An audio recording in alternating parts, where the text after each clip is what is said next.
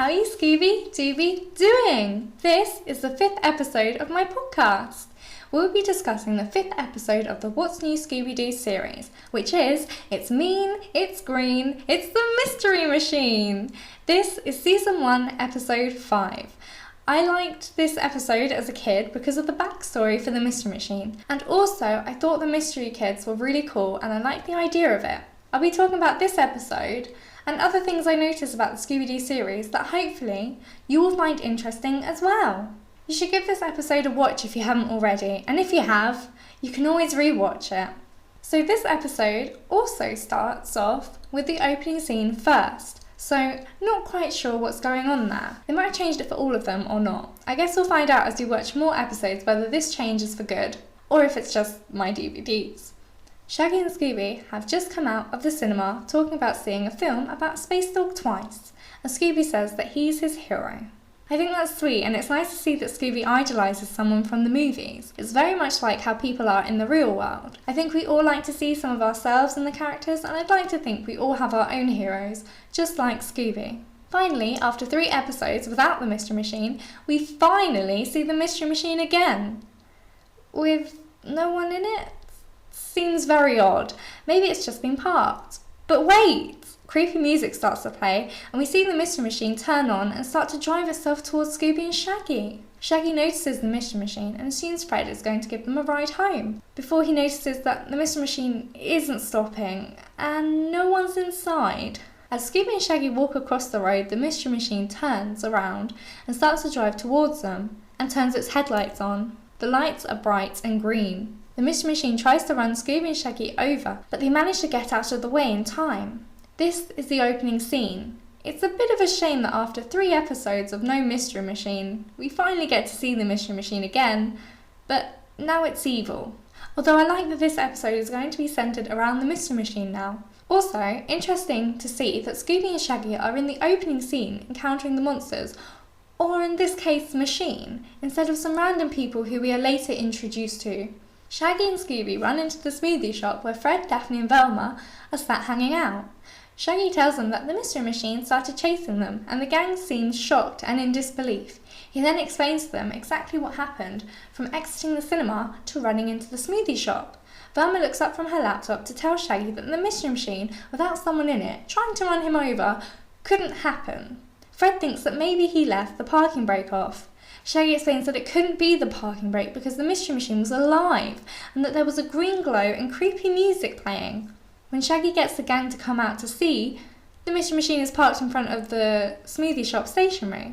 Shaggy looks confused, which I would be too if you were being chased by the Mystery Machine, and then it's all parked up as if it never happened. Velma thinks Shaggy is joking, and Daphne says, "Very funny, Shaggy," while not looking impressed at all.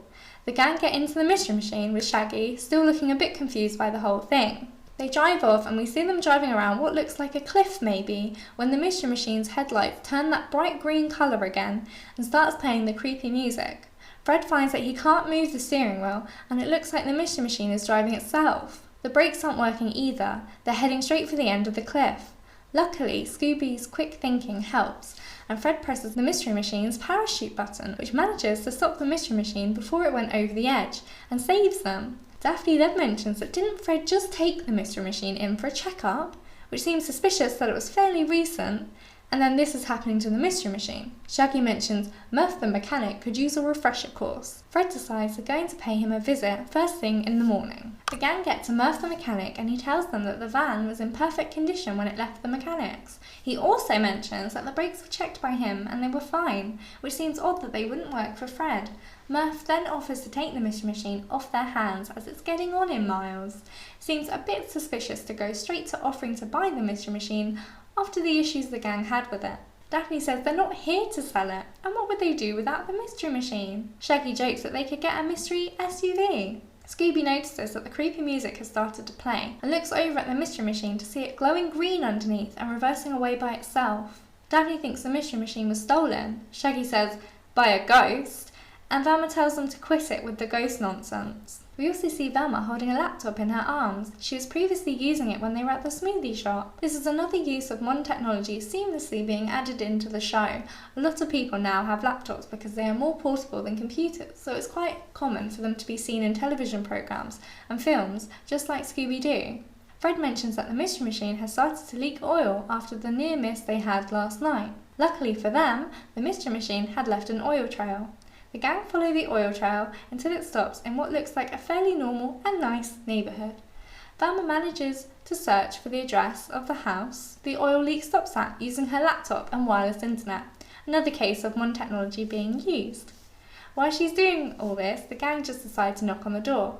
I suppose we don't always have to use the modern way when the old way works just fine. Although this could be dangerous just knocking on a random person's door, so I'd probably search online first just to be safe, like Velma. We see the gang inside the house and a woman talking to them who we will find out is called Susan Dinwiddie. She mentions always being happy to talk to the press, but she's in the middle of a piano lesson. This seems a bit odd that she would immediately assume the gang were press. The gang go to the room they've been told to wait in and find a load of Mystery Kids albums and posters. They mention that the Mystery Kids was a band, but they also say whatever happened to it, which tells us that they're not currently a band still. Daphne mentions that they were popular and Susan comes in to say they will be again. Fred says she must be the biggest Mystery Kids fan. She laughs and says she's not a fan, she's their mother. She informs them that the interview needs to be quick as she's busy, but Velma tells her they're not reporters. She informs Susan that they're here about their van, the Mystery Machine. As soon as Susan hears the words Mystery Machine, she looks shocked. She explains that the Mystery Machine used to be their tour bus when they first started. Because the band was called the Mystery Kids, they named the band the Mystery Machine. The gang follows Susan down to the studio to see Andy and Mandy. Andy is practicing for tennis tryouts and Mandy is reading a magazine looking for her prom dress. Susan tells them they have an album to finish and a concert to play tomorrow, so it seems like they're trying to make a comeback. She tells them to sit up straight and just seems to be a bit of an overbearing mother just in the brief interaction we see between them. Susan tells them that the gang are the new owners of the Mystery Machine. Mandy says she thought it was sold for scrap parts and asks if it's still running. Shaggy says it's running on ghost power. Velma clarifies that some strange things have been happening that they can't currently explain. Fred asks if they have any information about the Mystery Machine that can help them figure out what's going on. Susan informs them that the van was actually owned by their keyboard player, Flash Flanagan. They ask to talk to Flash, but Susan explains that Flash is now in rock and roll heaven. Mandy tells them that it was his home away from home, and that he painted flowers on it to remind him of his garden. As they leave the house, Velma says to Fred that she always thought the flower pattern was Fred's idea, but Fred says he always wanted to paint it red. This is the first time we get an actual canon backstory about the Mystery Machine's history in the series. I like the care that's been taken this episode about the Mystery Machine and the history of it. As the gang walk away from the house, they walk into a boy knocking all of his books to the floor. We find out that the boy is Randy Dinwiddie, Andy and Mandy's brother. Velma picks up one of the books and sees that it's an engineering book. She asks where he studies. He informs them that he studies at DeFreeze Technical Academy, and that they've now made him late. He leaves the gang. Daphne thinks it's strange that Susan never even mentioned that Andy and Mandy had a brother. The gang walk around the town, and Shaggy complains that they need new transport because walking is for the birds. Scooby agrees and blows on his paw and whimpers slightly. The Mystery Machine comes out of an alley with the green lights and creepy music. It's behind the gang as they're walking. They turn around and see the Mystery Machine, which is ready to try and run them over. The gang run down an alley only to find out it's a dead end. The Mystery Machine is ready to hit them and run them over as they're in the dead end, but Fred notices a ladder up to a fire escape of what looks like some flats. Fred grabs a box of Scooby snacks and tells Scooby to go get it. Scooby jumps up to get the box and ends up grabbing the ladder and pulling it down. The gang manage to just about get up the ladder in time before the Mystery Machine drives straight into the wall. The Mystery Machine ends up losing the spare tyre at the front of the van, giving it a sort of scary or mean look. Just wanted to point out that the Mystery Machine could have seriously injured, if not killed, the gang, so I hope whoever's responsible for this gets arrested, at least for attempted murder, because there's no way someone could do this and not be faced with repercussions. Or at least I hope not. The Mystery Machine drives away, and Daphne says the Mystery Machine really is haunted. I don't know why they didn't believe Shaggy, but it seems to be a recurring thing. The gang get in the taxi with Fred outside of it, and he tells the taxi to follow that Mystery Machine. It leaves without him and then comes back. This is quite a funny scene and it's subtle in the way it does it, but still makes you laugh. They end up losing the mystery machine but find themselves outside the school that Randy goes to. Funny how when the mystery machine goes missing, they find themselves near the Dinwoodyes. First their house and now the school Randy goes to.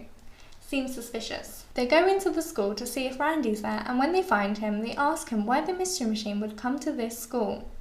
Randy, who is surrounded by robotics, replies that he had nothing to do with the mystery kids, so how should he know? He also mentions he's just their tone-deaf brother. He seems bitter about this, like he missed out because they were the mystery kids and maybe overshadowed anything he did. Velma notices the robotics and mentions that she finds them remarkable, but she can't see the control panels. Randy replies that with wireless internet technology, they can make the robots do a number of commands from his laptop. He then demonstrates to the gang exactly that, and gets one of the robotic arms to pat Scooby on the head. Daphne mentions that his mother must be very proud, but Randy says that she pretends to take an interest and helps him with his homework, but it's just a show. Fred asks Randy what he would do if his van started driving itself all over town. Randy replies that he'd find himself a good mechanic. They go to Murph's mechanic shop. It looks closed, but one of the shutters is up. The gang walk in and call for Murph, but no one answers. Daphne mentions that it wasn't until they got the mystery machine back from Murph that it started to act funny. Shaggy jokes and says if she thinks this is funny, that he'd hate to see what she finds hilarious. Velma also mentions that it's strange he tried to buy it from them when they were at the garage last time. Fred replies that it's obviously because it's a sweet ride. They go into a room in the mechanic's shop and find Mystery Kids memorabilia. Daphne turns on the stereo that's decorated like the Mystery Machine, and it starts playing some of the Mystery Kids songs. I like how they created songs for the Mystery Kids to make it more real. It also gives you a kind of kids pop feel to it, which I love. I know I found another excuse to talk about the music, but it's good. The gang find out that Murph is a secret Mystery Kids fan as he has quite a collection of Mystery Kids memorabilia and collectibles. Leave it to Shaggy to find the food. He and Scooby find Andy and Mandy candy. Shaggy says Andy and Mandy make dandy candy, and Fred replies, that's handy. I like the rhyming that went on here. It's a little silly, and I like that. Velma turns on the TV in the room, and a Rewind the Music, which seems to be a music documentary program, starts to play. This Rewind the Music is called The Rise and Fall of the Mystery Kids. At the infamous City Park concert, Flash Flanagan stormed off stage and vanished. Apparently, each week, a wild daisy is left on his headstone, which is a mystery that has yet to be discovered. Velma mentions that it sounds like strange things are happening at Flash's grave. Fred says let's check it out, but Daphne asks how are they going to get there? Fred points his torch to Andy and Mandy skateboards, scooter and tandem bicycle. It cuts to the gang in the graveyard. Daphne and Fred are riding the tandem bicycle together. Velma is on the scooter, Scooby is on the skateboard, and Shaggy has roller skates on. I'd just like to mention that everyone has their helmets on, so they are all being safe, which is always good when you have impressionable kids watching. I like that they take into account safety, like in Season 1, Episode 2, Space Ape at the Cape. They all have their seatbelts on in the Space Shuttle simulator. They notice someone at Flash Flanagan's grave. It's Andy and Mandy. Andy and Mandy leave, and the gang decide to follow them. Just as the gang decide to follow Andy and Mandy, they hear the Mystery Machine's creepy music, and the van coming into view with the green headlights. The creepy music has been bothering me the whole time because I couldn't quite put my finger on what it reminded me of. At first it reminded me slightly of the Scooby-Doo Where Are You theme song, then of the What's New Scooby-Doo theme song, but we finally hear more than just the first couple of bars. We can now hear it's the Mystery Kids song that we heard in Murph's shop. So we get a chase scene, but it's a twist because it's actually the Mystery Machine who's doing the chasing, which I find quite funny. The Mystery Machine starts off chasing Shaggy, who is on his roller skates, and ends up on top of the Mystery Machine before getting hit by a tree branch, and Scooby catching him while on his skateboard. We see the Mystery Machine about to go after them when Velma scooters past and the Mystery Machine decides to go after her instead. Velma scooters over a crack in the path and ends up losing her glasses. She's on the floor looking for them, with the Mystery Machine fast approaching. I have a love-hate relationship with Velma losing her glasses. First of all, it's love because I always found it funny as a kid and it makes me feel nostalgic, but hate because I wear glasses and I've never had that happen to me. I've had a basketball thrown against the wall and hit me in the face in PE and my glasses stayed on. But I did also sneeze at work once and my glasses were loose fitted at the time and I hit where my glasses sit by my nose and ended up knocking them flying. So while it could happen, it probably wouldn't happen as much as it does to poor Velma. I'd say maybe she should invest in some contacts at least when they're on a mystery, but I love her look and wouldn't want her to change. So the mystery machine is coming straight for her, about to run her over. Again, with the mystery machine trying to seriously injure the gang, we then see Scooby on his skateboard trying to outrun the mystery machine to get Velma. Scooby grabs her glasses and then Velma and tries to get them to safety. Fred and Daphne notice and Fred whistles for the mystery machine's attention, and the mystery machine starts to chase them. We see the mystery machine on its own and the gang behind it. The mystery machine turns around and goes after them. We then see the mystery machine following different members through partings in the graveyard, with the gang coming out at different exits. I've always liked these parts of the chase scene, they've always been a favourite of mine. Also, I'd just like to mention the chase scene song, which is I Do Anything, sung by Simple Plan, which is a tune, and I have been bobbing my head to it during the chase scene and been loving every second of it. Somehow, the chase scene song is always perfect and fits so well with the chase scene itself. It's not a surprise when you think about how talented these people are, but I still find myself pleasantly surprised by the music every episode. Unfortunately, the mystery machine backs up and ends up taking Shaggy into the back and drives off. The gang notice the mystery machine take Shaggy, and they all bike, skate and scooter after the mystery machine to get Shaggy back. Fred manages to jump onto the mystery machine and get onto the roof. It seems like the mystery machine is trying to shake Fred off. The mystery machine ends up going the wrong way along the motorway, which makes Shaggy absolutely terrified, which I would be as well. This is so dangerous and could have seriously injured Fred or Shaggy. Whoever is involved with this doesn't seem to be too concerned with people keeping their lives. Shaggy manages to pull Fred into the mystery machine as a police car comes by and blocks them. Both Fred and Shaggy are down in the footwell, covering their heads in terror, but we see the brake pedal go down and the mystery machine stops. Fred tries to explain to the officer that they weren't driving, but the officer says the van can't drive itself. If only he knew. Daphne interjects and tells him that he can believe them and that the van had been acting weird all week. I'm not sure why another civilian saying the same thing changes his mind, but he decides as no one got hurt, he'll give them a warning and call it a malfunction, but he'll have to impound the vehicle. We then see Andy and Mandy practicing for their concert on stage. Their mother Susan is giving them critiques for their performance, and we can see Randy coming down from a ladder with a rope. The gang is standing on stage watching. Shaggy sees Randy and mentions he didn't think he'd be seeing Randy here. Randy informs them that his mother said if he didn't set up a controlled lighting display for the show, that she would stop paying his tuition. This seems like a horrible thing to say, even if she didn't mean it. I mean, why would you compromise your son's future like that, or even threaten it? Susan tells them that as there's a rehearsal going on, that only authorised personnel are allowed. The gang get off stage and notice Murph sat on one of the chairs at the front. They say they know why he's here, and he says, yeah, he was looking for the gang, and then tries again to buy the mystery machine, this time offering $2,500 plus the impound and towing fees. Murph doesn't seem to know when to give up. Velma informs him that they know why he wants it, and that they saw his shrine. Murph looks shocked, but admits it, and asks them not to tell anyone cool. We then hear a scream and see that one of the lights has fallen on the stage. Mandy thinks Randy has done it to sabotage the show. Randy says that he wasn't even near that light. Mandy says there could have been a fire, but Randy mentions that there's a fireproof curtain that's lined with lead behind them. Daphne wonders if Randy didn't do it, then who did? Shaggy thinks it's the ghost of Flash Flanagan.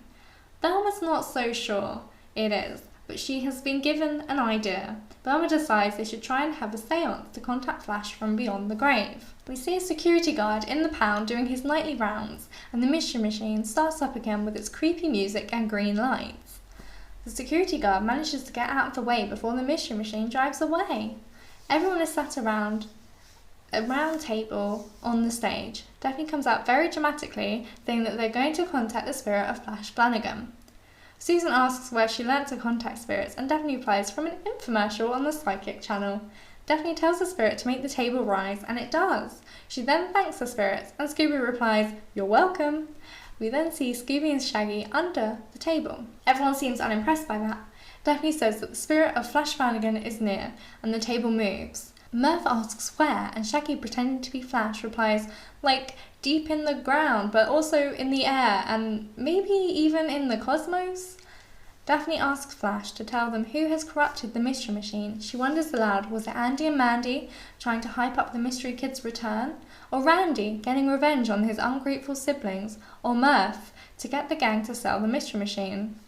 We then hear the creepy music the Mystery Machine plays, and it starts to drive towards them. Everyone looks worried. Shaggy and Scooby run from under the table scared. The Mystery Machine jumps on stage to stop Shaggy and Scooby and chases them. It starts to stop, and Velma pulls a rope, causing the fireproof curtain to fall on the Mystery Machine, stopping it altogether. Velma explains that the lead lines curtain is actually keeping the wireless commands from getting to its computer. Fred then says that he thinks whoever is sending the commands is sat at the table and lifts up the cloth to show, hang on, who do you think it is? Get an answer in your head before we're about to find out. Fred moves the cloth on the table to show Susan Dinwiddie underneath the table with a laptop. Velma takes the laptop and explains that Susan wanted to put the Mystery Kids back on top of the music world, that she thought this would be a good publicity stunt for the concert. Not quite sure how putting people's lives at risk is a good publicity stunt, but there you go. Fred also explains that the reason Susan was helping Randy with homework was so she could learn how to control the Mystery Machine using the wireless commands. When the Mystery Machines went to Murph's for repairs, Susan put a webcam and receiver in the dashboard so that she could control it from wherever she was. Scooby then demonstrates how it's done. He taps a couple of keys on the laptop and the Mystery Machine moves up and down. The Mystery Machine suddenly has a green glow underneath it and Shaggy freaks out. Fred tells him to relax because they're just green Christmas tree lights that were hooked into the battery. Daphne then asks why Andy and Mandy were hanging out at Flash's grave. They explain that Flash was their hero and that they missed him, especially with their upcoming comeback. Velma mentions that her favourite clue happens to be the sour note that came from the Mystery Machine. She says it's the same out-of-tune sound that came from Susan's keyboard. So that proves that Susan recorded the creepy music, not Flash Flanagan. Susan then says that she never meant for the van to get so out of control. She almost seriously injured the gang 3 or 4 times depending on the member. She says that it didn't matter because the Mystery Kids are going to be bigger than ever. Unfortunately for Susan, Andy and Mandy decide to quit the band. They also apologise to Randy for being so hard on him, and that they're all going to stick together. It's nice to see that the kids are sticking together despite their mother's efforts. Murph tries to offer the gang $8,000 for the Mystery Machine. The gang tell him in unison it's not for sale. You then hear him say out loud if Andy and Mandy are going to keep their instruments, which I found quite funny. The gang are at a drive-in movie place, and Fred seems to have a large popcorn, Daphne has the drinks, Velma has what looks like a medium-sized popcorn, and Shaggy has a popcorn the size of a small child, it's so big. The Mystery Machine then follows them from behind and the gang panic and run away, leaving behind their snacks. We see it's actually Scooby pulling a little prank on them. He laughs and says his catchphrase, Scooby-Dooby-Doo, and winks at us. Something I need to add about this episode, which I found out about on Scoobypedia, is that this episode is a modern 21st century version of Scooby-Doo Where Are You? Season 1, Episode 1, What a Night for a Night. I found this really interesting because I'm always noticing the way in which more modern technology has been introduced in What's New Scooby-Doo than previous Scooby-Doo series. So, both episodes have Scooby and Shaggy leaving the movies. Both times Shaggy mentions how Scooby manages to get him to watch a dog movie 2 times. In this episode, it's about a space dog, but in What a Night for a Night, it's about a forest ranger dog. Also, they find the gang in a smoothie shop in this episode, which is the modern version of a malt shop, which is where they were in What a Night for a Night. There's more interesting information about the similarities of the 2 episodes and how this episode is a modern version, so if you're interested to know more, you should definitely have a look. Okay, so this was the 5th episode of What's New Scooby-Doo. My best bit was definitely the fact this episode was centred around the Mystery Machine, and that we get a backstory for it as well. I also like the Mystery Kids, and also that there was memorabilia and all sorts of collectibles created for them. It was all very cute and I liked it. I thought it was interesting all the different things that they had the Mystery Kids on, like the Andy and Mandy candy, or the bikes and scooters. The worst bit was the gang consistently dismissing Shaggy and Scooby until they see it with their own eyes. Even after the Mystery Machine tries to drive them off the edge of the cliff, they still don't believe Shaggy. Also, when the Mystery Machine drove away from Murph's shop, they think someone's stolen it, even when Shaggy says no one was inside. It's a bit annoying for the viewer, and I do feel sorry for Shaggy. I also think the mum was really mean to all her kids and overbearing, so I think maybe that was the worst bit because I didn't like the way she treated them. but the writers did make it seem more real by having that kind of character. So it's not like a criticism on the show, just on the character herself. The funniest bit was when the taxi follows a van and forgets Fred and then has to go back for him. Fred looks so put out by it and that it left before he got in. It makes me laugh every time. Also at the end when Scooby pretends the mystery machine is haunted again and scares the gang. That made me laugh, it was so silly, I really enjoyed that scene as well. My favourite supporting character for this episode was Murph. I like that he's a secret fan of the Mystery Kids. We all have guilty pleasures, mine is probably Scooby-Doo and Alvin and the Chipmunks. I did find it a little annoying how he was constantly trying to buy the mystery machine, but I think that gives him a more human quality to him. Wouldn't we all want to buy something that was a big part of our favourite thing? This is the end of my 5th podcast episode. Thank you for listening. I wonder if you thought the same as my best, worst and funniest bits. Was Murph your favourite supporting character this episode? Whether you agreed or disagreed, I'd love to know your thoughts about this episode. I may even feature them in my next episode. The next episode will be Season 1, Episode 6, Reva Ras Ragus. So get ready to listen to the next podcast. Just to let everyone know that there is a link in any of the episode descriptions to the transcript for that particular episode, or you can just go to my website and go to the blog page and pick the episode you want. If you want to ask any questions or even just mention anything you liked about this episode, you can go to my website, meddlingpodcasts.com. That's meddlingpodcasts.com. Or you can email me at feedback@meddlingpodcasts.com. I'd love to hear any of your thoughts about Scooby-Doo, whether it's this episode, another episode, or Scooby-Doo in general. Thanks for listening and stay groovy.